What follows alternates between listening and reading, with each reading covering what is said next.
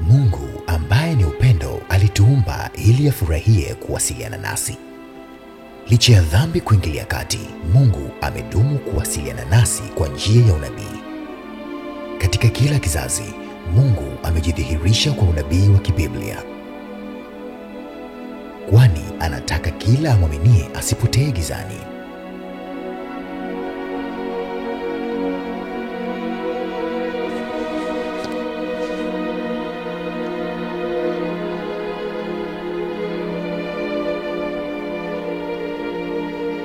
Karibu utembee nasi katika miali ya unabii. Karibu katika miali iongozayo hadi paradiso.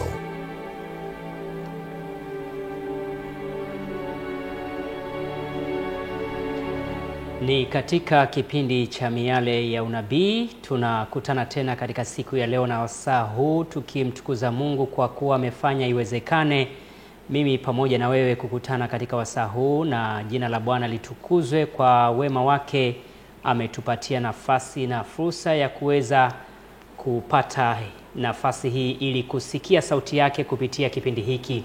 Mtazamaji wa Hope Channel Tanzania, msikilizaji wa AWR Tanzania, na wewe unayetusikiliza kupitia Rock FM, ninakusalimu katika jina la Bwana wetu Yesu Kristo, nikikualika kwa moyo wa ukunjufu, nikiomba uweze kuungana pamoja nasi katika kipindi hiki siku ya leo, katika mianzo yake mpaka tutakapokuwa tunahitimisha pale muda utakapokuwa umekwisha. Na hivyo basi tuweke miadi ya kusafiri pamoja kupitia kipindi hiki. Mimi ni Manase Rusaka kama kawaida, na leo ninaye mchungaji Musa Mika kutoka nyumba ya uchapishaji Ufunuo. Mchungaji, karibu sana. Asante sana. Habari za Morogoro? Morogoro kwema. Karibu sana. Tunashukuru. Tumeachana baada ya kipindi cha mwisho, leo tena neema ya Bwana inatukutanisha katika kipindi kingine. Ya, tunamshukuru Mungu kwa fursa hiyo tena. Amina. Yeah. Naam, mtazamaji, huyu ni mchungaji Musa Mika kama nilivyomtambulisha hapo awali, ambaye tutakuwa naye katika kipindi chetu hii leo. Na leo tutakuwa tunazungumzia kumtambulisha Masihi. Ni kuombe tena uweze kuungana pamoja nasi, na sasa nimwalike mchungaji Mika atufungulie kipindi chetu kabla ya kuendelea na kipindi. Tuombe. Muumbaji wetu na Mwokozi wetu, tunakushukuru kwa ajili ya wema wako ambao umeendelea kudhihirisha kwetu. Asante Baba kwa fursa ya kipindi hiki. Twakualika kwa namna ya pekee, ututakase, utujaze kwa Roho wako. Njoo Baba, uzungumze kupitia kwetu. Umbariki mpenzi mtazamaji na mpenzi msikilizaji. Na Baba, kipindi hiki kitusaidie kukuona zaidi, kukupenda, kukuchagua, kukufuata na kufurahia kuandaliwa kwa ajili ya umilele, katika jina la Yesu. Amina. Amina. Nakushukuru sana mchungaji kwa ombi hilo la ufunguzi. Na Asante. Pengine kama nilivyomdokeza mtazamaji na msikilizaji kwamba leo tunazungumzia kuhusiana na kumtambulisha Masihi. Awali ya yote ningetamani kufahamu Masihi hasa anayetambulishwa ni nani? Asante. Kwanza nimefurahi kuwepo leo. Karibu. na nafurahi kushiriki kipindi hiki cha miale ya unabii. Neno Masihi ni neno maarufu sana. Liko kwenye lugha zote zetu tulizozoea kuziita za Kibiblia. Liko kwa Kiebrania, liko kwa Kiyunani, na basi lakini tafsiri yake hasa ya msingi mti wa mafuta. Katika utamaduni wa wenzetu Waebrania walikuwa na desturi ya mtu kupakwa mafuta au kutiwa mafuta kama ishara ya kutengwa kwa ajili ya kazi mahususi aliyopaswa kufanya. Tunakumbuka mara nyingi kuhani alipotaka kuwekwa, basi alipakwa mafuta. Haruni alitengwa kwa njia hiyo. Tunakumbuka Mfalme Daudi kakiwa kavulana kadogo, nabii alitumwa akamweke mafuta, akampake mafuta. Hata wakaja wakubwa wale Yeye akafikiri ni mojawapo. Bwana akawa anasema hamna, mpaka kalipokuja hako kadogo na alitengwa kuwa mfalme. Bwana aliahidi, au niseme Mungu wetu aliahidi kumtuma Masihi ambaye mahususi alikuwa anakuja kwa ajili ya ukombozi wa wanadamu. Ninaisema hii makusudi kwa sababu hata Koreshi anatajwa naye kama Masihi wa Bwana. Hapa tunayemzungumzia Masihi ni yule aliyekuwa anakuja kwa ajili ya kuwaokoa watu na dhambi zao. Na kama njia ya kuunga mkono tafsiri hiyo fupi, katika kitabu cha Luka sura ya 4 anaitamka hivi vizuri ndugu mtangazaji Manase. Luka sura ya 4 nasoma ya 18, anasema Roho wa Bwana yu juu yangu, kwa maana Bwana amenitia mafuta kuwahubiri maskini habari njema. Amenituma kuwatangazia wafungwa kufunguliwa kwao, na vipofu kupata kuona tena, kuwaacha huru waliosetwa. Anasema Yesu alipoingia kanisani katika Sabato moja, alipopewa nafasi ya kuzungumza, alichukua Biblia au akafungua kwenye kitabu cha nabii Isaya sura ya 61, akasoma maneno hayo. Kwa hiyo Masihi tunayemzungumzia hapa, au mti wa mafuta tunayemzungumzia hapa, ni Masihi Yesu Kristo. Hata neno Kristos yenyewe ni hiyo hiyo, mti wa mafuta. Yesu Kristo ndiye ambaye tunamzungumza hapa kwamba ndiye anayetambulishwa. Asante. Labda pengine kabla sasa hatujaingia ndani zaidi, tafsiri ya neno lenyewe ni mti wa mafuta, Masihi. Na umemtaja Koresh ambaye ametajwa kama Masihi, lakini kuna huyu ambaye ni mkombozi wa ulimwengu anatajwa kama Masihi. Na hawa kina Daudi wanaweza kuitwa Masihi kwa sababu walikuwa watiwa mafuta wa Bwana. Hoja ni uti wa mafuta. Bwana amemtenga, lakini kwa kweli neno Masihi kwa maana yake kubwa halisi inamzungumza juu ya Yesu, na wanapozungumza juu ya Masihi anayetarajiwa, aliyeahidiwa kwa ajili ya ukombozi wa wanadamu, neno lile linaelekeza kwa Yesu, kwa sababu si jukumu lake linakuwa limeainishwa vizuri. Koreshi alitengwa ndio kwa ajili ya kusaidia kuwaruhusu watu wa Mungu warudi. Alipewa jukumu hilo. Bwana alimuinua ili apindue Babeli kule, na kweli alifanya kazi, lakini baadaye akawaachia huru watu wa Mungu. Na alifurahi alipogundua kwamba alikuwa ametajwa, lakini Yesu Kristo ndiye aliyetumwa kwa ajili ya wokovu wa wanadamu. Okay, ni kwa jinsi gani sasa alitambulishwa, na alitambulishwa na nani? Kwa sababu tunaona pengine kama hii Masihi yenyewe sio kitu tu cha kujitambulisha kama ambavyo mtu anaweza akajipatia jina yeye mwenyewe. Asante. Nafurahi kwamba umeuliza swali hilo. Ndugu mtangazaji, unajua tunatazama kitabu hiki cha Tumaini la Vizazi Vyote. Kwa Kiingereza kinaitwa Desire of Ages. Kinazungumza juu ya kutambulishwa kwa Yesu kwa namna kadhaa. Labda nianze tu kwa kusema katika sura ya 14 ya kitabu hiki anasema viongozi wengi hawakwenda kusikiliza ujumbe wa Yohana ili wasije wakatakiwa kufunua siri za maisha yao, lakini mahubiri yake yalikuwa ni matangazo ya Masihi. Alafu anasema ilikuwa inaelekea kuwa unabii wa Danieli wa majuma 70 uliokuwa unahusu pia kuja kwa Masihi ulikuwa karibu kumalizika, na wote walikuwa na shauku ya kushiriki katika enzi hiyo ya utukufu wa kitaifa kama walivyotazamia. Cha kwanza cha kusema hapa, swala la au utendaji wa Mungu huwa hauji kwa kushtukiza. Mungu ana mpango makini. Hii mpango makini Manase, hii ni ile ambayo Kiingereza wanaita blueprint. Mpango makini. Yaani hata makini ni neno letu tu la kibinadamu la kutusaidia kuelewa. Labda tungesema mpango mkamilifu. Tangu milele alipoona kwamba atakapoumba mwanadamu ataanguka katika dhambi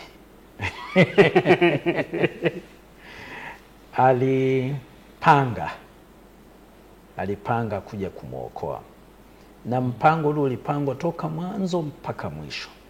Aliuona mwisho tangu wakati anapanga, na kwa hiyo hata kipindi hiki cha kuja kwa Masihi na kutambulishwa kilikuwa kwenye ile ratiba.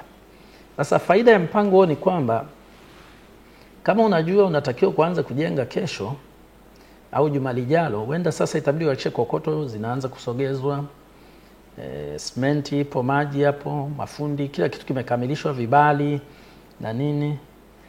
Moja ya vitu ambavyo vinatajwa kabla ya Yesu kutambulishwa ni kwamba watu wenyewe walitengenezewa hali ya kutamani aje Masihi. Na hali ya hewa ilivyokuwa, walikuwa chini ya utawala wa Rumi, walikuwa wanatamani kitu fulani kingetokea. Na kwa mshangao wao anainuka mtu aliyekuwa anaitwa Yohana Mbatizaji, na katika kazi zake wakaanza kujiuliza, siji kama ndio yule Masihi. Na sababu moja inayofanya hiyo ndio hii nimesoma hapa, kwamba naamini mtazamaji mpendo atatafuta hiki kitabu ili asome, na mimi nagusa kidogo tu, kwamba ule unabii wa Danieli uliozungumza juu ya siku za Masihi. Mtangazaji, niguse hii kidogo. Naam. Katika Danieli 9 aya ya 25 naweza kuisoma hapa. Karibu. Anasema, basi ujue na kufahamu ya kuwa tangu kuwekwa amri ya kutengeneza na kujenga upya Yerusalemu hata zamani zake Masihi aliye mkuu kutakuwa na majuma 7. Alafu anasema, na katika majuma 62 utajengwa tena pamoja na njia kuu zake na handaki, naam katika nyakati za taabu. Kiendelea mbele anasema kutakuja siku za Masihi. Labda ngoja niisome hapa, nataka neno hili Masihi litamkwe ili mtazamaji mpendwa twende pamoja. Na sio mbali, aya ya 20 na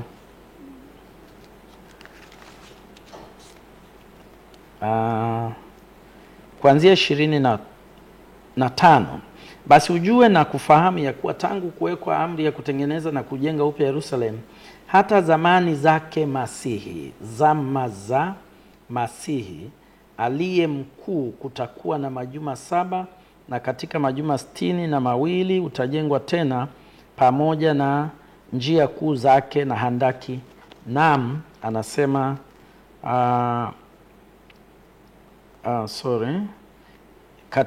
katika nyakati za taabu. Manase hatuwezi kuidadavua kwa ndani, lakini ninaweza kumpa kidokezo mtazamaji mpendwa, maana kitabu kimelizungumza hii vizuri, na hata kitabu kingine tutakachokizungumza kitalizungumza. Moja ya unabii uliopo kwenye Biblia wa Danieli 8 mstari wa 14 unazungumza juu ya kitu kinaitwa kutakaswa kwa hekalu, na unasema utimilifu wake ungeanza wakati ambapo Yerusalem, hekalu la Yerusalem lingeanza, amri ingetolewa kulijenga hekalu la Yerusalem. Na kwa historia mwaka 457 kabla ya Kristo, mfalme Artashasta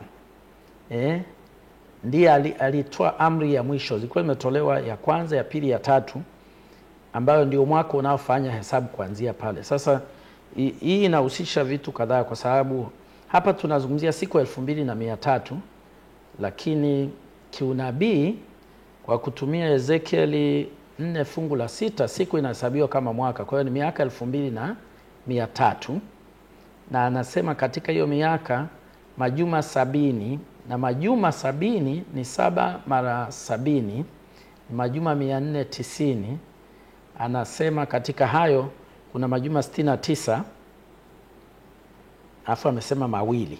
Kwa hiyo ametumia lugha hapa kwamba majuma 62 utajengwa pamoja na majuma 7 afu majuma 62. Kwa hiyo ukichukua majuma yale ukapunguza, kwa sababu unapochukua siku 490 490 ndo 70 mara 7, ukapunguza majuma juma moja lililosalia, ukapunguza juma moja katika yale 70, maana haya ni 69, kwa maana yake utapunguza miaka 7. Kwa hiyo utaona kwamba hii inakuonyesha siku za Masihi zinaanza lini, na kiukweli kwa hesabu zinazopigika vizuri Masihi anaonekana akianza kazi mwaka AD 27 kwa hesabu hizo hizo za kuanzia mwaka 457. Sasa kipindi hiki tunachozungumza ndo hicho Yesu anachojitokeza, na alibatizwa mwaka 27. Kwa hiyo Mungu alikuwa ameshaandaa watu kujua msimu huu kwa mujibu wa ule unabii, na nimekwambia ni kutokana na ule mpango wake makini, wakajua tarehe zile ndio hizi. Na kwa hiyo wanamuuliza Yohana, wewe ndio nani? Ingawa Yohana aliwaambia mimi siye, mimi ni sauti ya mtu aliaye nyikani, kana kwamba anawaambia mimi nimekuja tu kuandaa njia ya Masihi. Asante sana mchungaji. Na tunaona katika mazingira haya watu wanapata wasiwasi kwa sababu waliambiwa tu msimu huu atatokea Masihi.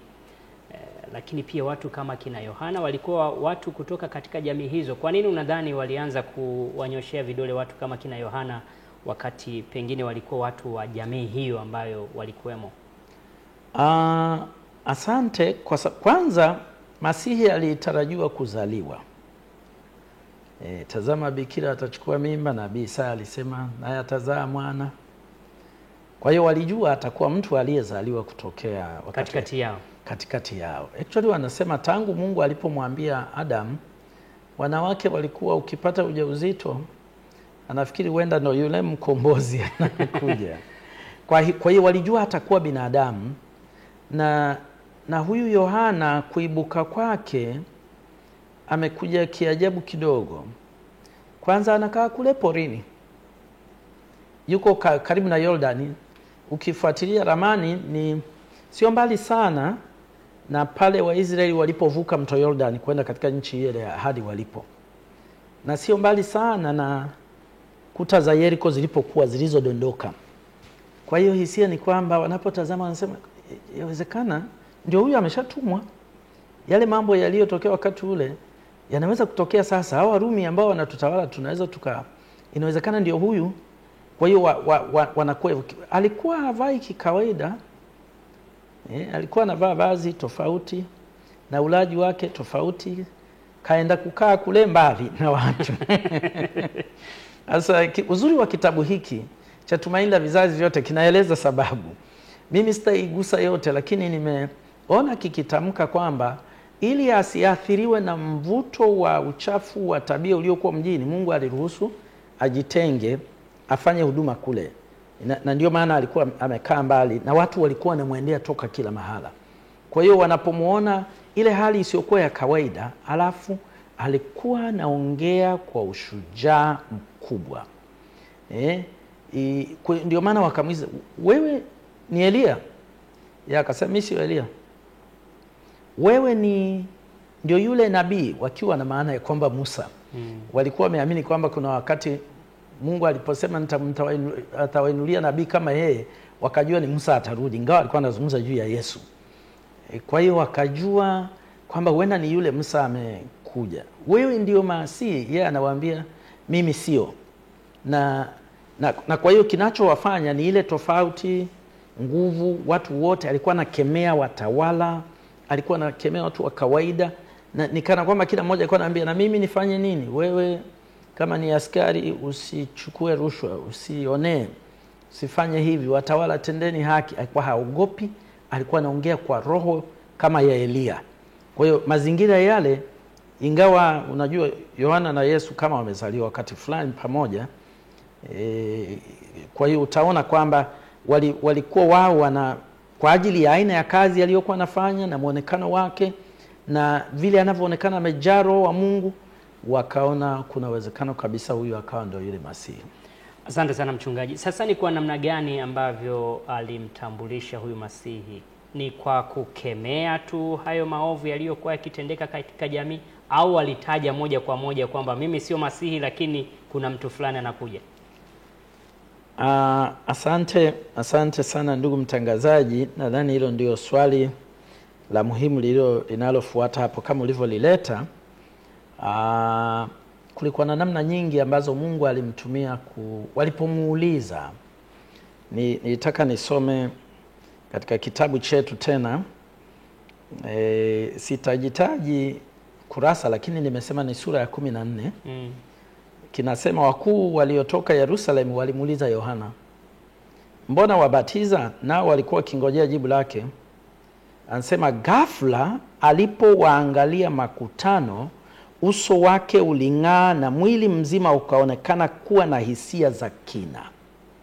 Wanamuuliza, wameanza kumuuliza, wewe ni Elia? Wewe ni yule nabii ambaye alitarajiwa aje, wakimaanisha Musa akakataa. Sasa wewe ni nani? Mbona unabatiza? Anasema ghafla alipoangalia makutano, uso wake uling'aa na mwili mzima ukaonekana kuwa na hisia za kina. Akiwa amenyosha mikono yake akasema, mimi nabatiza kwa maji katikati yenu.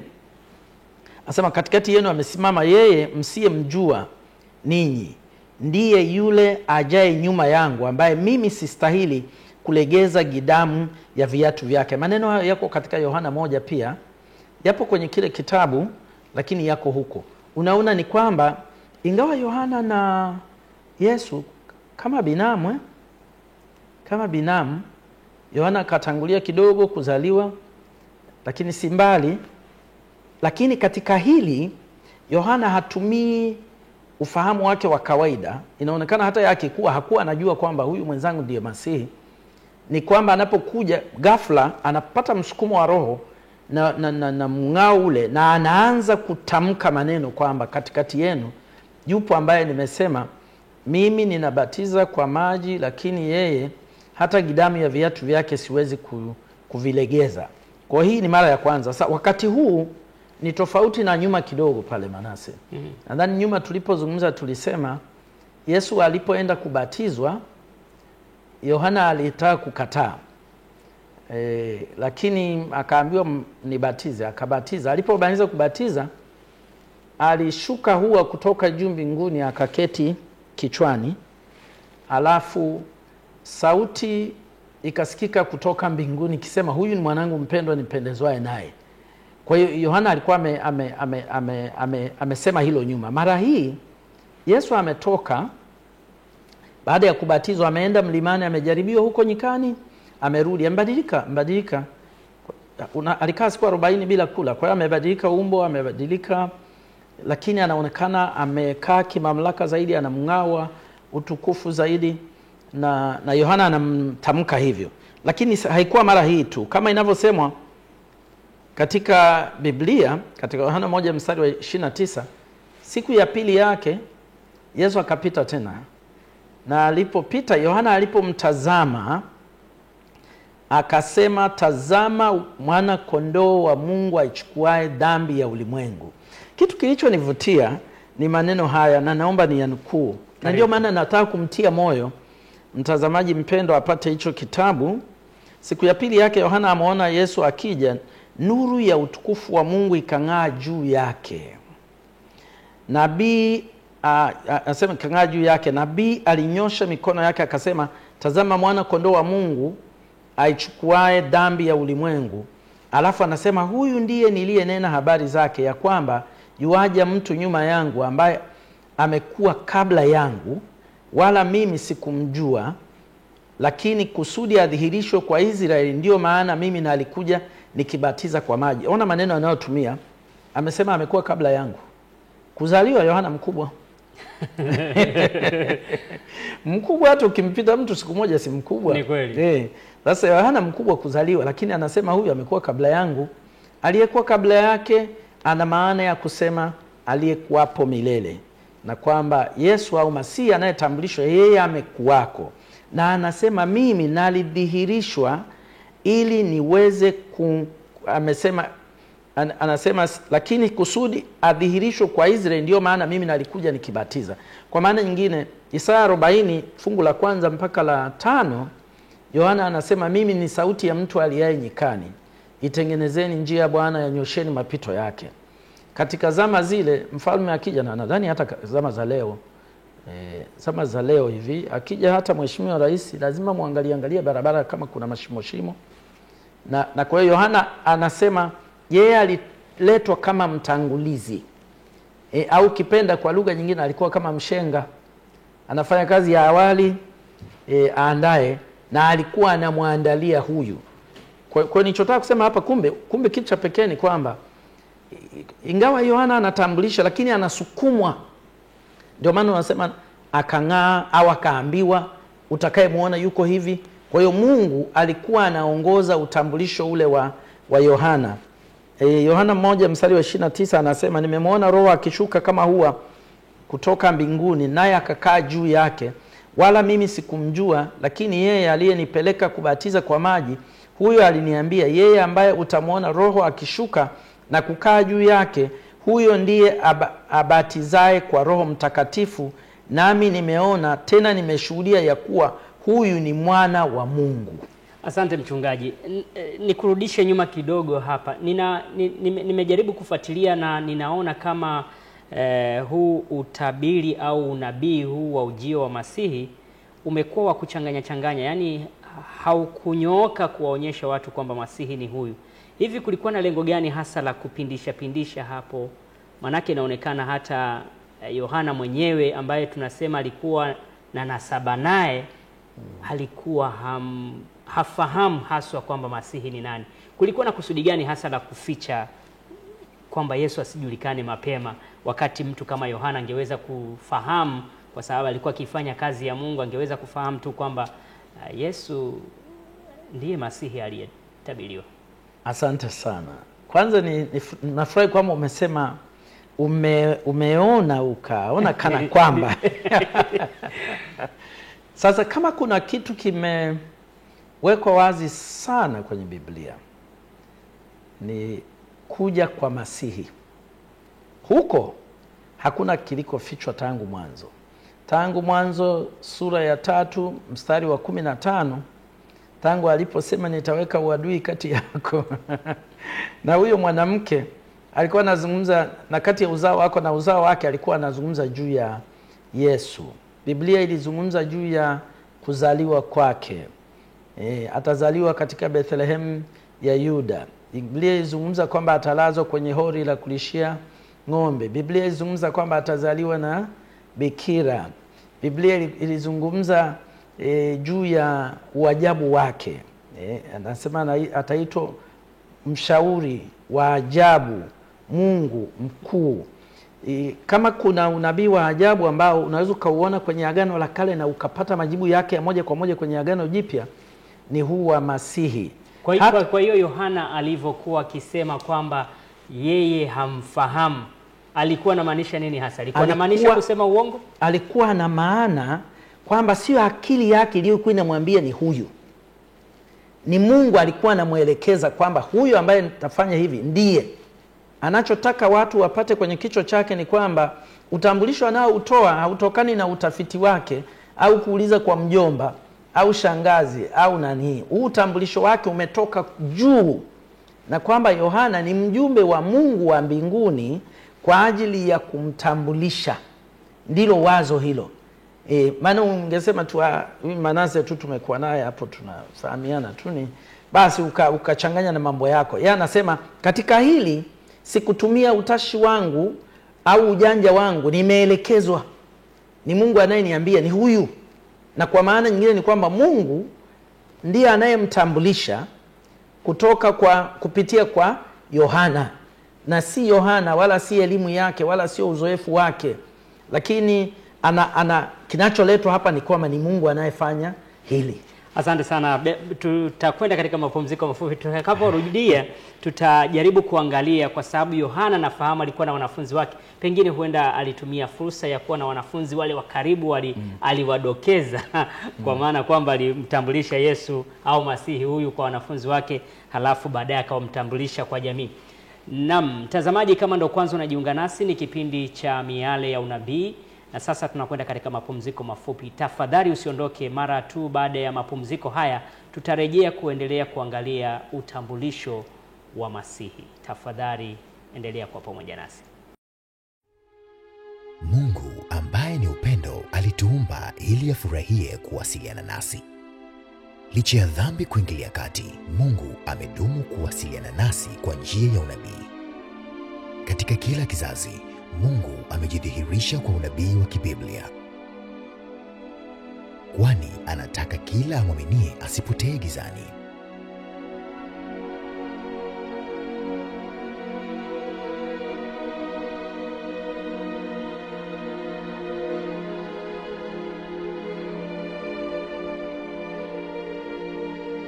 Karibu utembee nasi katika miali ya unabii. Karibu katika miali iongozayo hadi paradiso.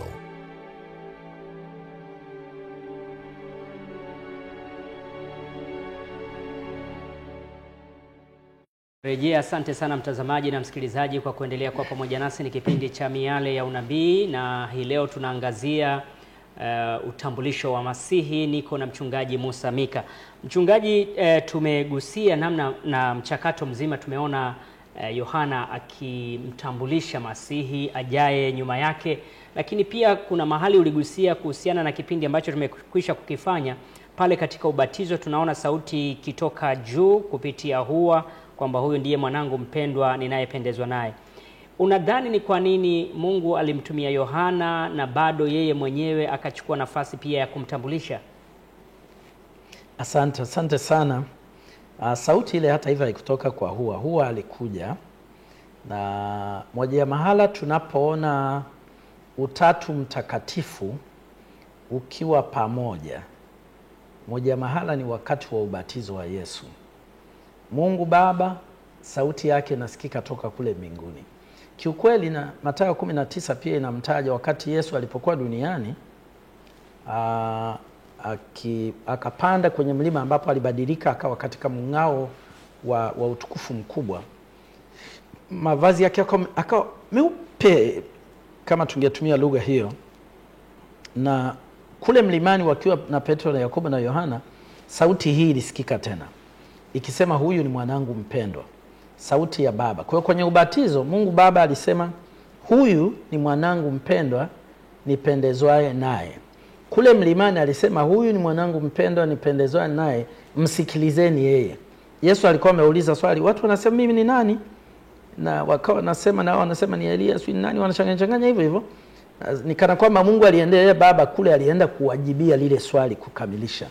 Sasa kwenye kubatizwa, sauti ya Baba, Roho Mtakatifu anashuka kama hua, ambaye tulisoma awali kwamba Yesu baadaye anasema Roho Bwana yu juu yangu. Na Yohana anaandika pia kwamba akachukuliwa na Roho, hata Mathayo ameandika kwenda nyikani kujaribiwa. Kwa Roho alishuka juu yake na Yesu mwenyewe pale. Kwa tunaona nafsi zote tatu. Ukiona Mungu anafanya kitu kwa njia nyingi, ni kwa sababu hataki yeyote akose fursa ya kuelewa. Hataki. Anataka ukikikosa hapa, kama ukuelewa hapa, uangalie kutokea hapa, uangalie kutokea pale. Anatumia njia nyingi, maana yake jambo hilo ni la muhimu sana sana sana. Na utambulisho wa Yesu haujaishia hapo tu. Tunasema hapa anatambulishwa kwa ajili ya kuanza huduma. Amekuwepo mshenga na labda amekuwa anaonekana zaidi. Sasa anasema bwana harusi jamani. Bwana harusi yupo. Kwa hiyo Yesu anatambulishwa. Na niseme tena ndugu Manase, hii Biblia yote kazi yake kubwa ni kumtambulisha Yesu. Amina. Kutoka Mwanzo mpaka Ufunuo utasikia Yesu tu ana majina tofauti humo ndani. Kwa nini Mungu kila mahala anazungumza? Kwa sababu Mungu katika utatu wake kupitia kwa Yesu alikuja kutafuta kutuokoa kutoka dhambini. Na kwa kuwa huyu ndiye anayewakilisha utatu katika upande huo wa kuonekana na kufanya hivyo, ndiyo maana yeye ndiye wa muhimu sana kueleweka, kumtambulisha. Actually mpaka leo hata tunapohubiri kazi yetu kubwa ni kumtambulisha Yesu. Namuona Yohana sasa akijiridhisha kwamba Masihi amekuja. Anasema, tazama mwana kondoo wa Mungu aichukuae dhambi ya ulimwengu. Anapata uhakika wa kumuona mwana kondoo. Lakini ukisoma katika maandiko matakatifu, baada ya Yohana kuchukuliwa na kupelekwa gerezani, inaonekana kama yeye binafsi alianza kupata wasiwasi kwamba hivi kweli yule niliye mnadi ni yeye, mpaka akawatuma wanafunzi wake kwenda kuuliza tena. Hii ilikuwa inamaanisha nini? Yohana alijaribiwa kiasi cha kuwa na wasiwasi wa kazi aliyokuwa ameifanya? Kwanza niseme Yohana akiwa gerezani inatoa picha ambayo alikuwa nayo. Nilijaribiwa kutaka kurudi nyuma kidogo ili niweke hii vizuri. Yohana anapofanya hii huduma amekuwa na mazingira mengi ya kuonyesha ushahidi wa kwamba yule anayeshughulika naye ndio yule Masihi aliyeahidiwa. Na mwanzoni pale wakati tukienda mapumziko ulitaja hata juu ya wanafunzi wake. Katika sura ya kwanza ya Yohana aya 35, nisome hata aya 2 kidogo. Anasema, tena siku ya pili yake Yohana alikuwa amesimama pamoja na wawili katika wanafunzi wake. Akamtazama Yesu akitembea, akasema, tazama mwana kondoo wa Mungu. Wale wanafunzi wawili wakamsikia akinena, wakamfuata Yesu.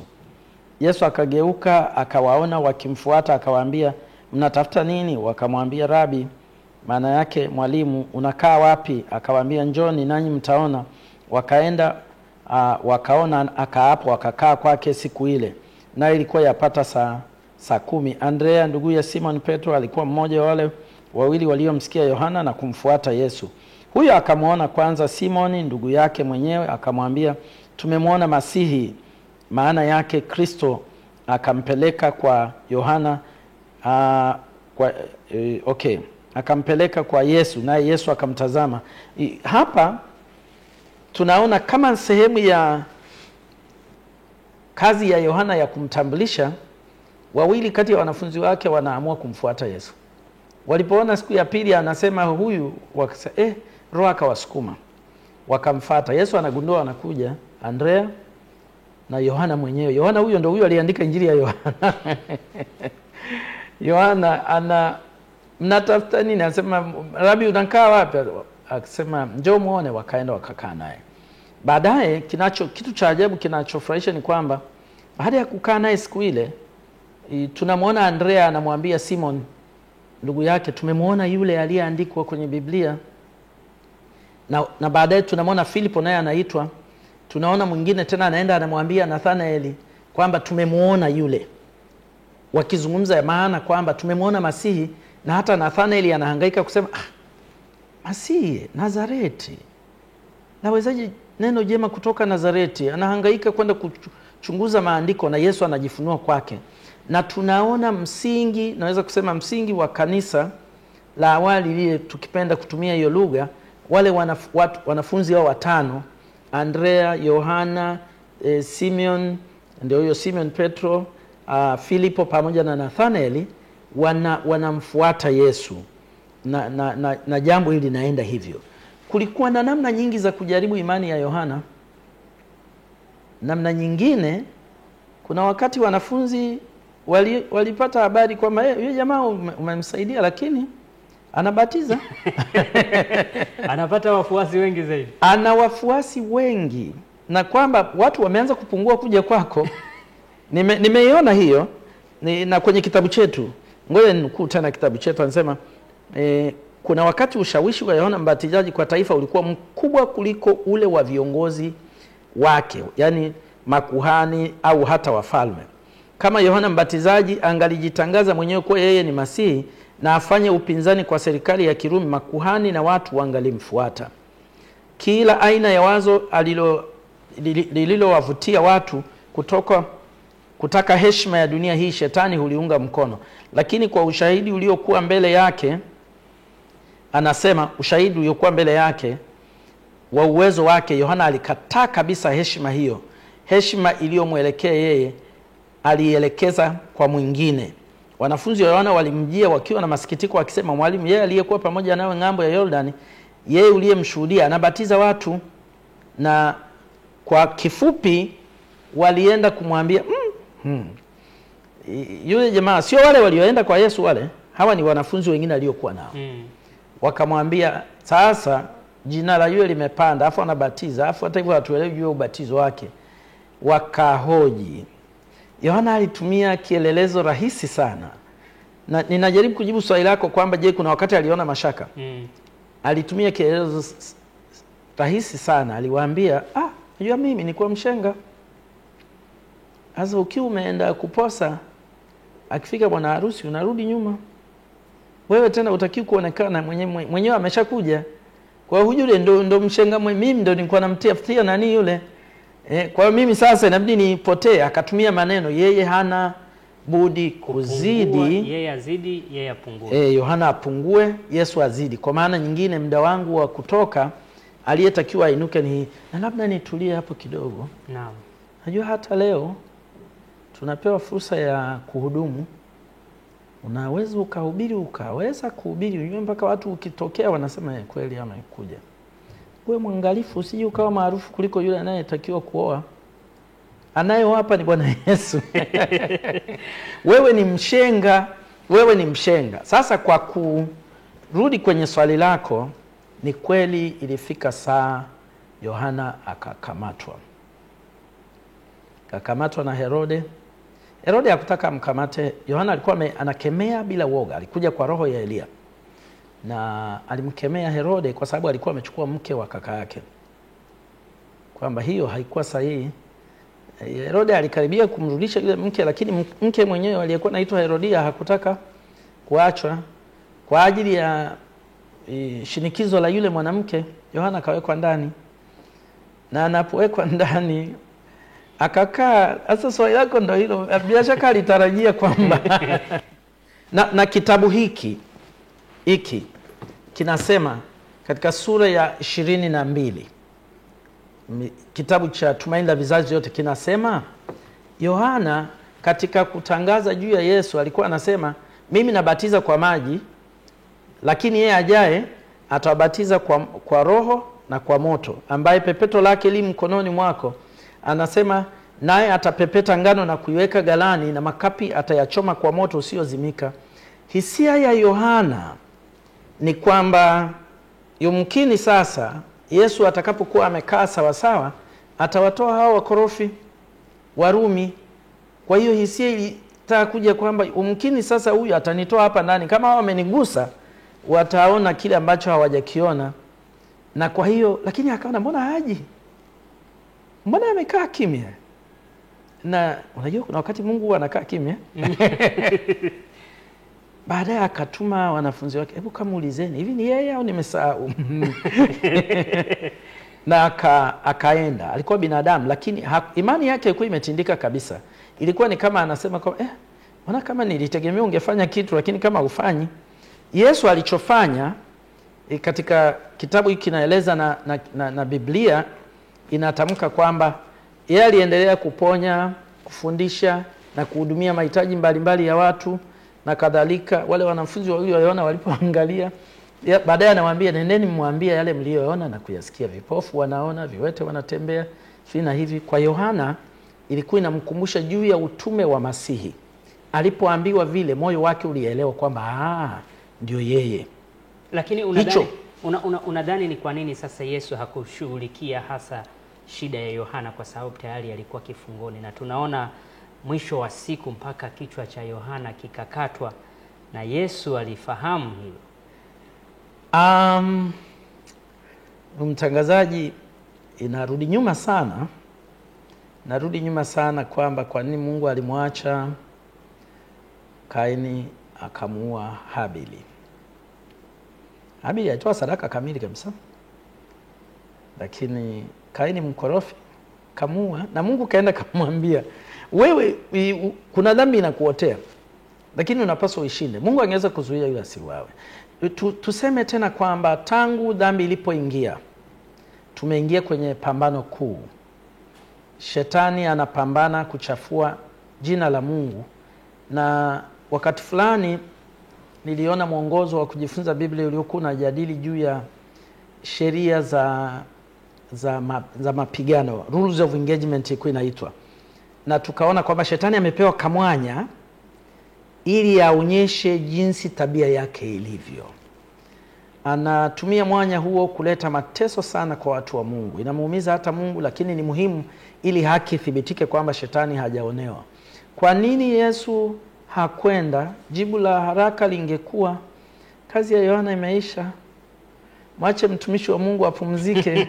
Si kila wakati kufa ni kitu kibaya. Kwa hiyo inaonekana kazi yake imeisha na mtumishi wa Mungu anapumzika, na maneno ya Yesu yanathibitisha hilo. Na nadhani ninaweza nikasoma hapa.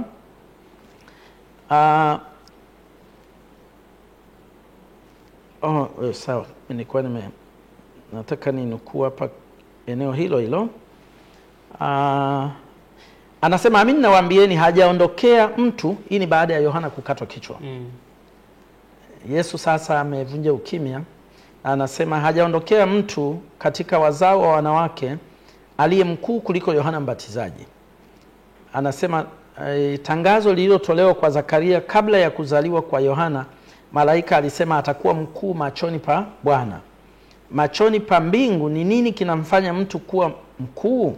Sicho kile anasema kinachohesabiwa na ulimwengu, si utajiri au cheo au kuzaliwa katika ukoo wa kifalme au karama ya akili zikiangaliwa kwa zenyewe.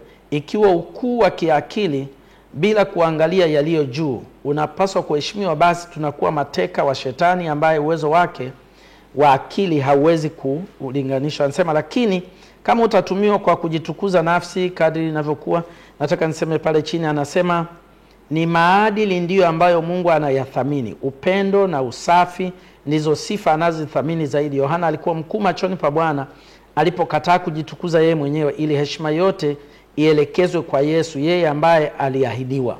Kwa hiyo ukuu nao uzungumzwa hapa ni huu, na Yohana anatangazwa hivyo, na mpaka leo tunamzungumza. Lakini muda wake, nashaka kazi yake ilikuwa imefikia mwisho. Kazi imefikia mwisho. Na pengine sasa, mchungaji, unataka kusema nini? Manake sisi katika maisha ya kawaida bado tunafanya jitihada za kukwepa kuingia kwenye changamoto mbalimbali. Tunafahamu kuna wanafunzi ambao labda kutokana na imani wanapitia katika misukosuko na wanakwepa kuingia huko. Wengine wanaanguka ili wasiingie huko. Hii inamaanisha nini kwetu kama Wakristo? Asante sana ndugu mtangazaji. Niseme kweli si jambo zuri kikawaida kwa Yohana mwenyewe kuona anakatwa kichwa. Lakini narudia tena, kwa kuwa shetani alipewa nafasi adhihirishe tabia yake, asingepewa nafasi ya kuonyesha anachoweza kufanya, tabia yake isingeweza kubainika. Na ndiyo maana utaona katika historia yote wanafunzi wote wa Yesu hawakufa vifo vya kawaida. Wengine walikatwa kichwa kama Yakobo, wengine walisulubishwa kama Petro. Tena akasema nisisulubishwe kama Petro alisulubishwa. Wengine waliburuzwa chini, wengine kama Yohana alirushwa kwenye pipa la mafuta. Tunachoona ni kwamba pamoja na kwamba shetani ameruhusiwa kufanya hivyo, yeye anatusaidia tu kupumzika. Ile kitu ni kwamba yule mtu ndio anapitia ule uchungu, lakini analala. Asubuhi njema ipo ambapo parapanda italia na wataamka kwa ajili ya kuishi milele. Biblia inatamka na kurudia kwamba usimuogope auaye mwili, bali muogope auaye mwili na roho. Asante mchungaji. Kwa kumalizia, kwa sababu muda wetu nao sio rafiki, tunaona Mungu akitumia mbinu zote na njia zote kumtangaza au kutangaza ujio wa Masihi. Na umegusia katika Biblia hapa kwamba kuanzia mwanzo mpaka Ufunuo bado Mungu anaendelea kutangaza ujio wa Yesu Kristo. Bado katika zama zile za Yohana kuna watu mpaka alikuja hawajaelewa wala hawajaamini kama amekuja. Na leo tunaendelea kutangaza, kuna watu ambao hawataamini na wala hawataelewa. Lakini maandiko yanasema kwamba haitafika mwisho mpaka kila mtu, kila lugha, kila kabila afahamu. Hili tunaliwekaje? Asante mwenyekiti, ndugu mtangazaji Manase. Ni kweli tangazo la juu ya Yesu na wokovu. Tunapozungumzia Yesu, kimsingi tunazungumza juu ya mpango wa Mungu wa kututoa katika huu ulimwengu wa dhambi na kutupeleka kwenye ulimwengu bora zaidi. Napendekeza tena, huenda kama kuna kitabu bora sana ambacho kimeandikwa juu ya kisa cha Yesu, kama kilivyo katika vitabu vyote vya Injili na kurejelea katika unabii wa Agano la Kale, kitabu cha Tumaini la Vizazi Vyote. Atakaye soma ataniambia ninachosema. Sasa niseme kwa kifupi. Kwanza, ukweli ni kwamba kwa kusoma kitabu cha Yohana, Ufunuo wa Yohana sura ya 19. Mwingine unasema tu kwa kusoma, kwa kifupi. Unaweza ukakuta tena kumbe hata haipo.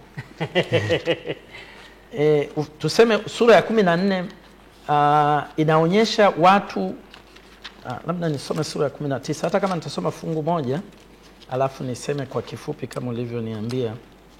Sura ya 19 ya Ufunuo. Baada ya hayo nikasikia sauti kama sauti ya makutano mengi, sauti kubwa mbinguni ikisema, haleluya, wokovu na utukufu na nguvu zina Bwana, kwa kuwa hukumu zake ni za kweli na za haki, maana amemhukumu yule kahaba mkuu. Na inaendelea hivyo. Hawa wanaotoa sauti kubwa ni makutano wengi mno watakao kuwa wameokolewa. Kwa maana nyingine, kuna mamilioni ya watu, acha waliopo duniani leo ambao tunawafahamu ni Wakristo, lakini kutakuwa na mamilioni. Kuanzia sura ya 14 utaona mpaka ya 19 huku anaonyesha kwamba mwisho wakati Yesu anaporudi na kuwachukua watakatifu, kutakuwa na watu wengi. Kwa hiyo kimsingi hapa kuna ukweli mmoja kwamba Mungu hata mshinikiza mtu kumkubali Yesu, ila anasihi kwa upendo. Lile neno lililosoma liko Mathayo 24 mstari wa 14, tena habari njema ya ufalme itahubiriwa ulimwenguni kote kuwa ushuhuda. Hapo ndipo ule mwisho utakapokuja. Bwana hata si sana watakao kubali wataokolewa, watakao kataa Bwana hata washinikiza, lakini watakuwa mamilioni wengi. Asante sana kwa maneno hayo. Tunakamilisha kipindi chetu cha Miale ya Unabii. Kwa hiyo hautashinikizwa, lakini unasihi kwamba Bwana anakusihi umchague na kumfanya kuwa Bwana na Mwokozi wa maisha yako. Nakushukuru sana mtazamaji kwa kuwa pamoja nasi. Asante pia msikilizaji wa AWR Tanzania na Rock FM kwa kuwa pamoja nasi katika kipindi hiki cha Miale ya Unabii siku ya leo. Nilikuwa na mchungaji Musa Mika. Mimi ni Manase Rusaka. Nitamwalika tena mchungaji Musa Mika tufungie kipindi chetu kwa ombi, na nikutakie baraka za Bwana na utazamaji mwema wa vipindi vinavyofuata. Mchungaji, karibu. Asante. Tuombe. Mungu wetu mtakatifu na muumbaji wetu, asante Baba kwa pendo lako ambalo umelidhihirisha kwa vitendo kupitia kwa Yesu kuja kuishi kati yetu, kujifunua na hatimaye kufa kwa ajili yetu katika msalaba, na hata sasa kuendelea kutusihi ili tujitoe na kumfuata. Asante kwa wokovu mkubwa ambao umeuleta kwa njia ya Yesu. Bariki mpenzi mtazamaji, tusaidie Baba tuikubali injili yako. Tusaidie tukuruhusu utawale maisha yetu na utuandae kwa ajili ya umilele. Tusaidie kuambia wengine juu yako katika jina la Yesu. Amina. Amina. Barikiwe sana mchungaji. Asante sana. Karibu sana mtangazaji. Asante.